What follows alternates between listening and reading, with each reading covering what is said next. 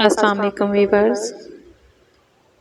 आज हम करने जा रहे हैं पास्ट इंडेफिनिट टेंस। ये भी बहुत इजी टेंस है। आई होप आपको ये फ़ौरन समझ में आ जाएगा। तो चलिए स्टार्ट करते हैं। सबसे पहले रिकग्निशन यानी इस टेंस की क्या पहचान है। Urdu sentences are ended at, यानी इसके जो उर्दू के सेंटेंस हैं, जुमले हैं, वो इन लफ्ज़ों पर ख़त्म होते हैं। अलिफ, छोटिए, बड़िए, था, थी, थे। फॉर एग्जाम्पल, हसन फैसलाबाद गया। आयशा ने मिठाई तकसीम की थी। हमने आम तोड़े। अब आप इन सेंटेंसेस की एंडिंग देखें। अलिफ, छोटिए, छोटिए थी, बड़िए। यानी जो आपको रिकग्निशन में लफ्ज़ दिए गए थे कि इन उर्दू सेंटेंसेस की एंडिंग इन लफ्ज़ों पर होती है, आप देख सकते हैं। Is it true? अब इसका बनाने का तरीका सीखते हैं, यानी इसके उर्दू फिक्रात को हमने इंग्लिश में किस तरह से कन्वर्ट करना है। फॉर्मूला, सबसे पहले सब्जेक्ट की इंग्लिश करेंगे, उसके बाद इसमें second form of verb apply होगी, यानी वर्ब की सेकंड फॉर्म लगेगी इसमें, और ऑब्जेक्ट। ये बात जहन में रखिएगा कि इसके पॉजिटिव सेंटेंसेस में कोई हेल्पिंग वर्ब यूज़ नहीं होगा। जिस तरह प्रेजेंट इंडेफिनिट के पॉजिटिव सेंटेंसेस में कोई भी हेल्पिंग वर्ब यूज़ नहीं होता, सेम उसी तरह पास्ट इंडेफिनिट के पॉजिटिव सेंटेंसेस में भी कोई भी हेल्पिंग वर्ब यूज़ नहीं होता। उसके बाद है नेगेटिव सेंटेंसेस।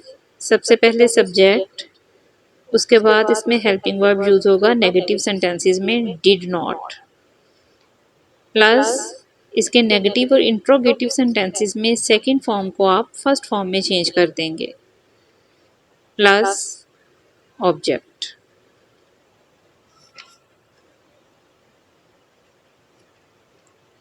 इंट्रोगेटिव सेंटेंसेस, सबसे पहले इसका हेल्पिंग वर्ब आप सेंटेंस के स्टार्ट में ले आएंगे, यानी डिड को। उसके बाद subject, first form of verb, object. अब ये बात बहुत अच्छे से जहन नशीन कर लीजिएगा कि इसके नेगेटिव और इंट्रोगेटिव सेंटेंसेस में आपने सेकंड फॉर्म को फर्स्ट फॉर्म में लाजमी चेंज करना है। अब कुछ उर्दू सेंटेंसेस की हम इंग्लिश ट्रांसलेशन करते हैं, जिससे आपको अच्छे से समझ में आ जाएगा। पहला सेंटेंस है हसन फैसलाबाद गया। सबसे पहले सब्जेक्ट की इंग्लिश की आपने हसन, उसके बाद वर्ब जाना, गया। फर्स्ट फॉर्म इसकी होती है गो, लेकिन ये चूँकि पॉजिटिव सेंटेंसेस हैं तो हमने इसमें सेकंड फॉर्म लगानी है। गो की सेकंड फॉर्म आपकी लगेगी वेंट। हसन वेंट टू, कहाँ पर गया? फैसलाबाद। Hasan went to Faisalabad. अब उसी को हम नेगेटिव में चेंज कर लेते हैं। हसन फैसलाबाद नहीं गया। अब क्या चेंज आएगा? एक तो आप हेल्पिंग वर्ब लगाएंगी और दूसरे आप सेकंड फॉर्म को फर्स्ट फॉर्म में चेंज कर देंगे। हसन डिड नॉट, वेंट की फर्स्ट फॉर्म है go. Hasan did not go to Faisalabad. इसी को इंट्रोगेटिव सेंटेंस में चेंज कर लेते हैं। क्या हसन फैसलाबाद गया? हेल्पिंग वर्ब अब आप सेंटेंस के स्टार्ट में ले आएंगे। Did Hasan go to Faisalabad. एक और एग्जाम्पल देख लेते हैं। आयशा ने मिठाई तकसीम की थी।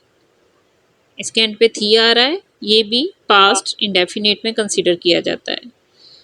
आयशा पॉजिटिव सेंटेंस है तो इसमें आप तकसीम करना की सेकंड फॉर्म अप्लाई करेंगे। आयशा डिस्ट्रीब्यूटेड दी स्वीट्स। आयशा ने मिठाई तकसीम नहीं की थी। अब चूंकि ये नेगेटिव सेंटेंस है तो एक तो आप इसमें हेल्पिंग वर्ब लगाएंगे और दूसरा आप सेकंड फॉर्म को फर्स्ट फॉर्म में चेंज कर देंगे। Ayesha did not distribute the sweet. Interrogative, क्या आयशा ने मिठाई तकसीम की थी? आप अपने हेल्पिंग वर्ब को अब स्टार्ट में ले आएंगे। Did Ayesha distribute the sweets.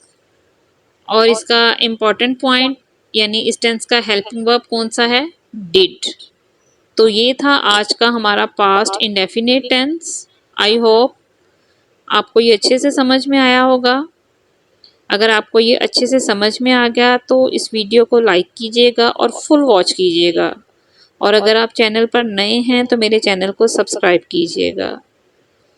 शुक्रिया। Have a good day. अल्लाह हाफ़िज़।